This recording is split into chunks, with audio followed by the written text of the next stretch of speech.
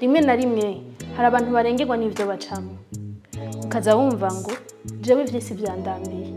aho bigeze numva noyivako ntiyahura bigeze kuri iyo ntambwe bisobanura yuko amagara yo mu mutwe atifashe neza birashika abantu bakabifata mineneko hari n'abavyita ngo nagafyinyi ariko iyo umuntu ageze ku ntambwe yo kuvuga yuko agira yiya ku buzima nuko amagara yiwe mu mutwe abageramiwe vy'ukuri mbega none ubwo turazi ibimenyetso vyerekana ko amagara yo mu mutwe atameze neza birashoboka cyane ko nyabimenyetso tubibona tubibamwo ariko ntitubimenye nico gituma twegereye umuhinga mu vy'inyifato kugira ducire ku mayange bimwe muri ivyo bimenyetso reka duhere kubigaragara ku mubiri arashobora kubaho sinirwa mu kirundi kwinegirija kutiyitaho ugasangana umuntu Uyapana kuti agaciro kutinegirije kutiyitaho muri sens ugasanga n'umuntu ntashaka koga ntashaka gufungura ntashaka gukora ibi twese dusanzwe dukora mu buzima bwa misi yose ntashaka kugira isuku ryo ku mubiri ntashaka kwimosha ntashaka kwica inzara ntashaka kuja mu bandi ntashaka kwigunga canke n'umuntu ashatse gutera umudurumbanyo mu bandi nkaho umenga ashaka mu mubone mu muhomarke ivyo ariko aragira mu biboneka n'ivyo abantu bashobora kubona hanze ahanini na cyane kenshi kwigunga rero aho kameme ibintu babigeze kure biba bisa n'ibigeze kure ariko hari igihe bikirigendeka usanga ari umuntu gusa yahora avuga ahoze cyane canke yahora avuga menshi usanga yahindutse ikintu kanaka muko abantu bahora bamuzi bakabona ko hari ikintu cahindutse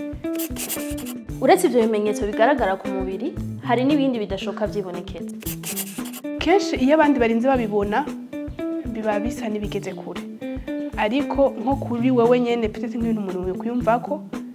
iyo kwiyumvamo nko mu bishobisho vyiwe canke n'ubundi bishobora gushika peut-être abandi bakabibona ni nko kumva agahinda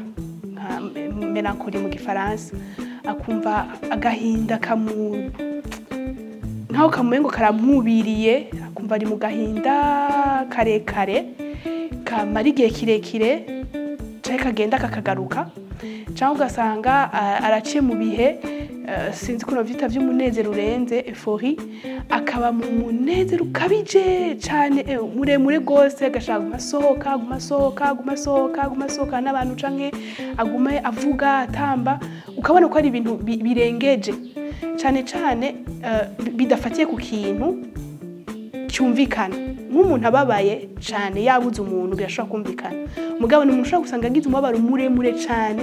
uravye ico cafatiyeko cyangwa ugasanga nico kiboneka cafatiye ugasanga ntibingana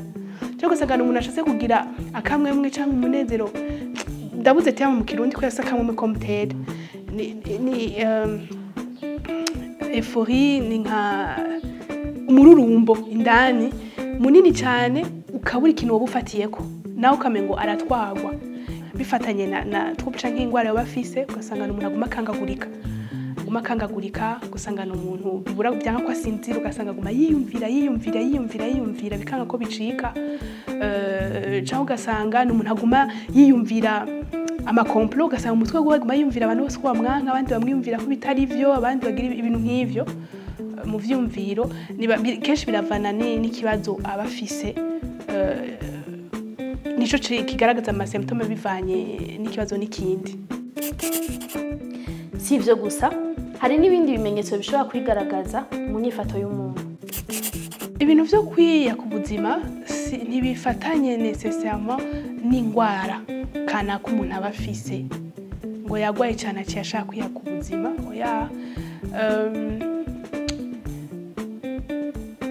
birashobora no kuva ku ngwara idakomeye cyane gusa birava kuri ico no kwita resilience y'umuntu sinzi ngene no kuvuga mu kirundi mbabara amateme ndiko ndayabura resilience y'umuntu ni kuvuga ngo hari ibintu bishobora gushikira abantu batatu bifatanye rero ingene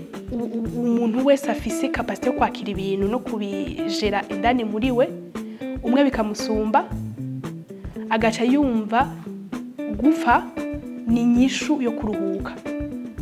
benshi ntibashaka kurondera gupfa kubera gushaka gupfa oya ni ibintu biba byamunaniye kujera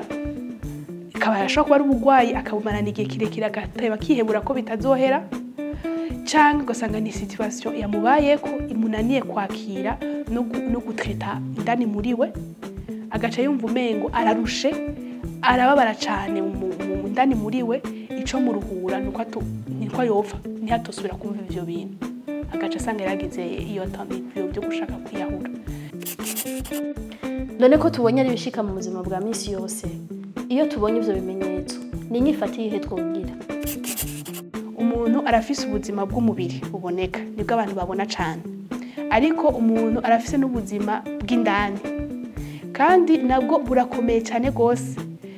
nk'uko bw'umubiri bukomeye, kuko indani niho hakora, indani niho hiyumvira, indani niho habaho, indani niho harongora n'umubiri kubaho. Rero icyo umuntu yokora kugira ngo ntarinde gushika kure ni ukwiga kwiyumviriza, ugaha agaciro information indani hawe hariko haraguha. Uwundi munsi rero ukabona ufise ivyo bimenyetso duhejeje kudondagura, uramuba hafi wongere umutabarize.